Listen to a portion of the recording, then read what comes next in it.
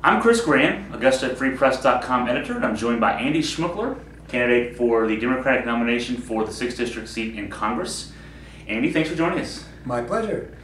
I want to talk some current events and some U.S. government and politics and policy with Andy here as we're, in the still early stages of the 2012 campaign. Hard to believe it's June of 2011 and we're thinking ahead of 2012. First question, sort of a just general question. As you're interacting with voters, Andy, what top concerns maybe are you hearing from them that they want you to address? Well, at this point, I don't have a lot of opportunity to talk to the voters in general. I'm mostly talking with people who are Democratic activists as I talk to the committees of the many counties and cities of this district. So those people are concerned about many of the same things I am, which is that our political system is not producing the kinds of constructive responses we need. I know, judging from emails and comments on our website, AugustaFreePress.com, my sense of a top concern maybe issue-wise for readers and thus the average citizen out there would be high gas prices, and maybe something we all see. We all have to buy gas to drive up and down the valley and across our way here. So what thoughts do you have, and what strategies might you offer if you're in Congress beginning in 2013 as for how the country can deal both with the short term maybe of high gas prices, but also there's still issues there as far as, well, what do we do long term as a country in terms of maybe developing new resources, maybe turning into alternative fuels and alternative ways to generate energy?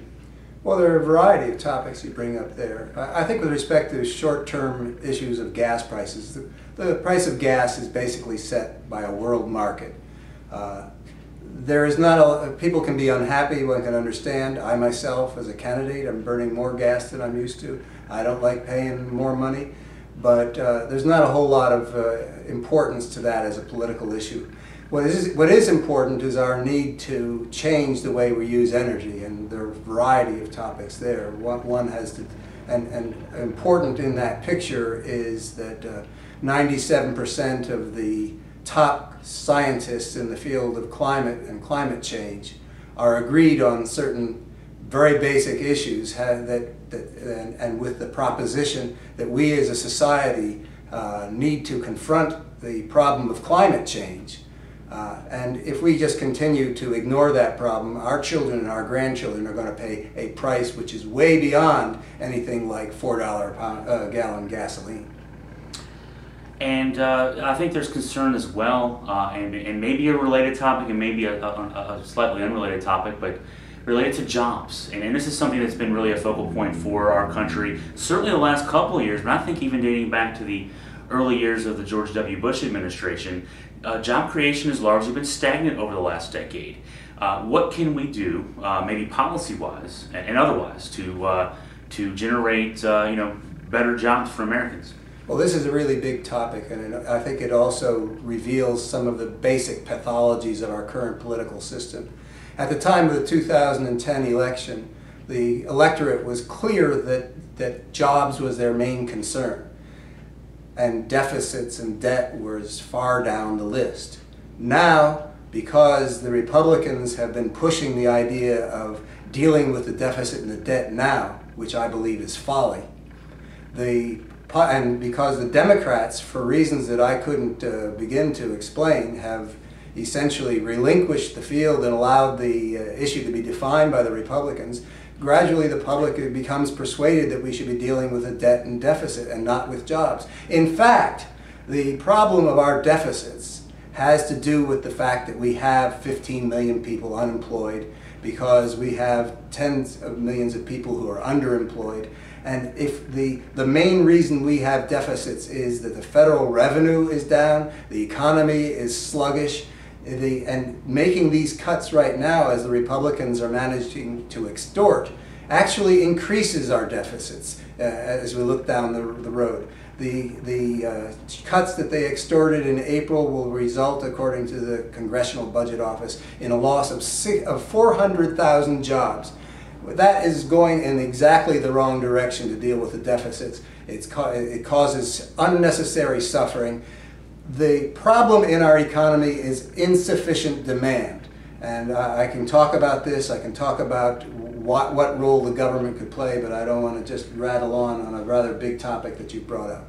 Well, I know that there's been talk, at least at some level, about potentially another stimulus package that could get some more activity going, some things where we deal with infrastructure improvements that have been long dormant anyway, in terms of fixing roads and bridges in this country, monies that have not been dedicated to that and taking care of things that have needed to be taken care of for a while.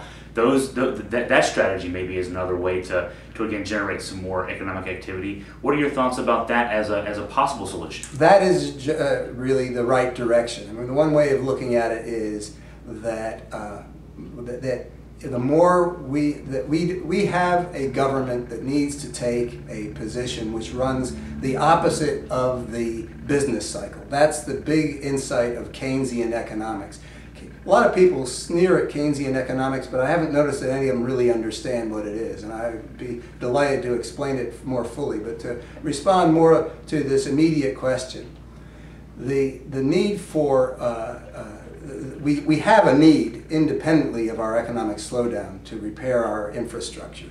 And most of us are aware that during the Great Depression, Franklin Delano Roosevelt initiated projects like the Civilian Conservation Corps, and we still have the benefits of those things.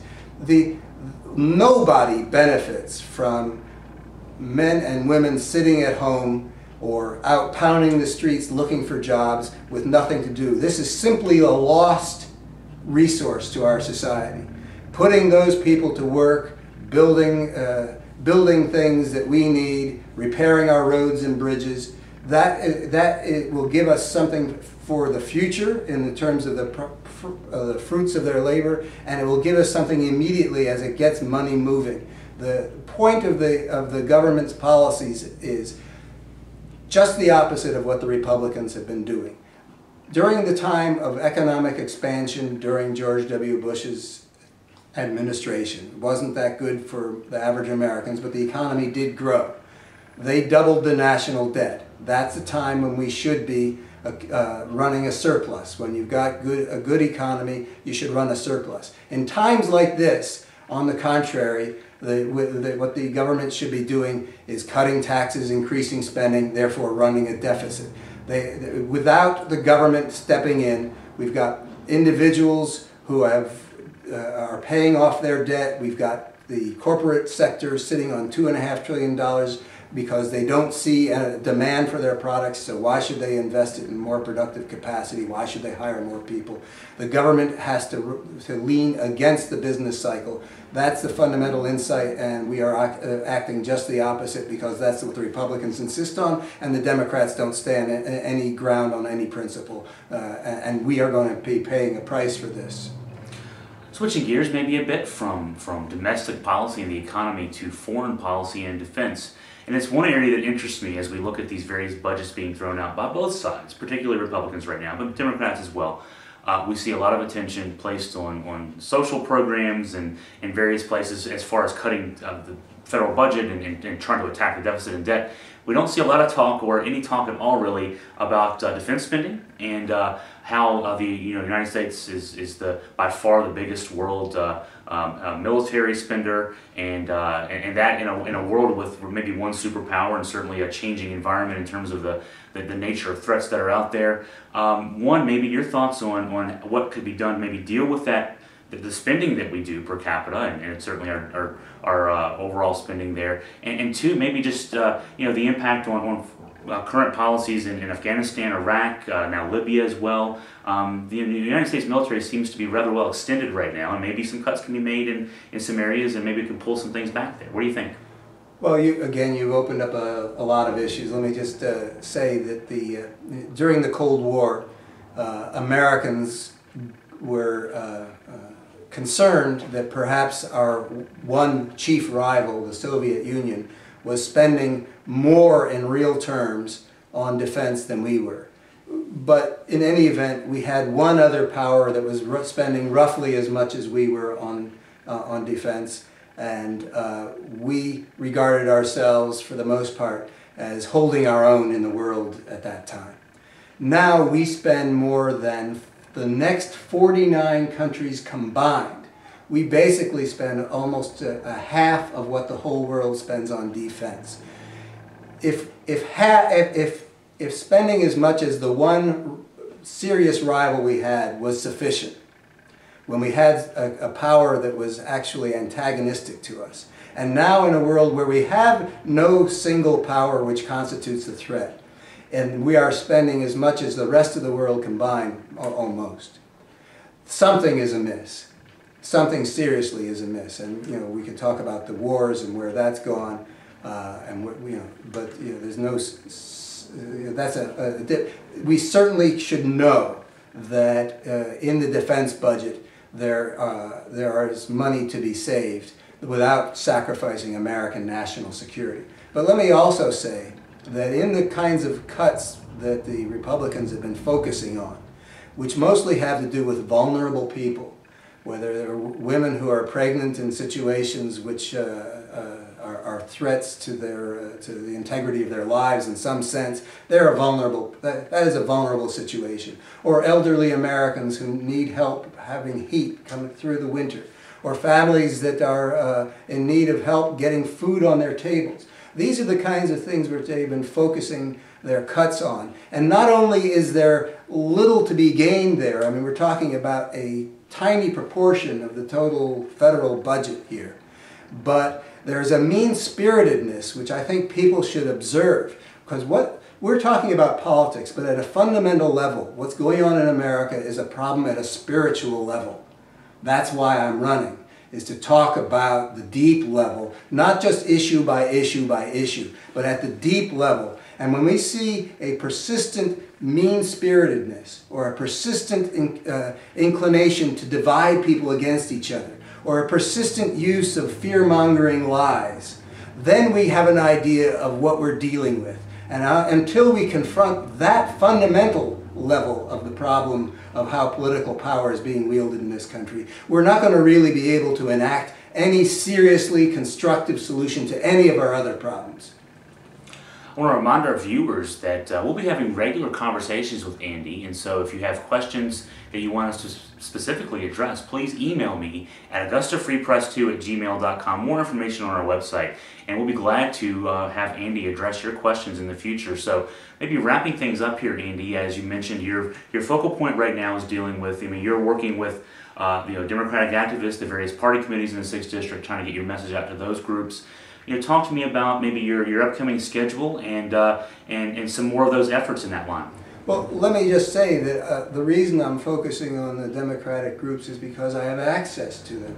I am eager to talk to the electorate in general, to church groups, to groups like the Rotarians or Kiwanis or any of those kinds of groups. I'm eager to have a chance to talk with people, including people who disagree with me about these things. And I am going to be, by the way, launching soon a advertising campaign, beginning with Stanton's own newspaper online, to introduce certain thoughts into the thinking of the electorate, such as, what does it say about a political party if their position is meet our demands or will hurt America?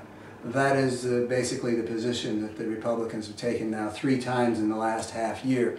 And I think it's that people who are real conservatives should be thinking about America's ideals. Because I think we as Americans are being divided. It's a sort of a divide and conquer strategy. I would like to unite us around our political ideals. Make us again the kind of political system that our founders had in mind for us to be. We Americans believe in that together, and we can make common cause to achieve our shared purposes, because we do have shared values. And I'm alarmed at the extent to which people have been sort of educated to believe that people on the other side of the divide, specifically liberals, are somehow un-American or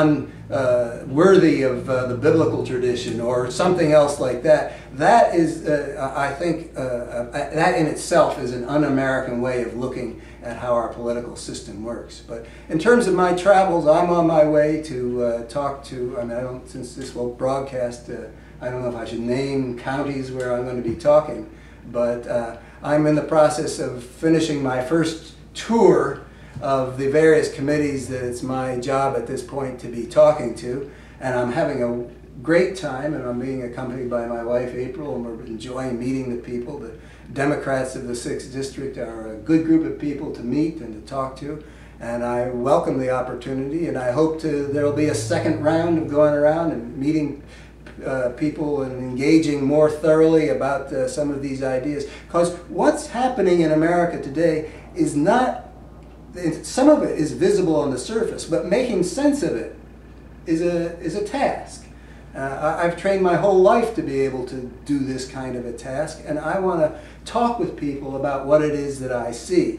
It doesn't become clear overnight like any kind of complicated or deep idea. It takes time to come in, and I'm completely dedicated to this process. We have a chance here in America to learn something from the experience we've had in this past decade.